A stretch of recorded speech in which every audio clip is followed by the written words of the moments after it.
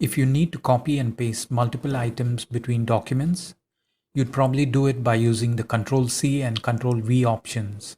A more productive way to do it would be to use the Ctrl+C to copy and the Windows key together with the V key to paste.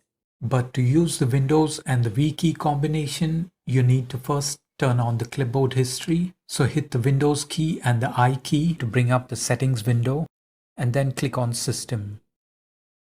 On the left, click on Clipboard. Turn on clipboard history if it's not already on, and close the window. So now copy all the items. Select the first item and press Ctrl and C. Then select the second item and press Ctrl and C. And then select the last item and press Ctrl and C. Now to paste, hold down the Windows key and press the V key and select the item you want to paste. Then press the Windows key and the V key again and select the next item you want to paste.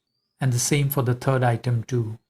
And it works with images too if you copied them from any image editor like MS Paint. Thank you for watching.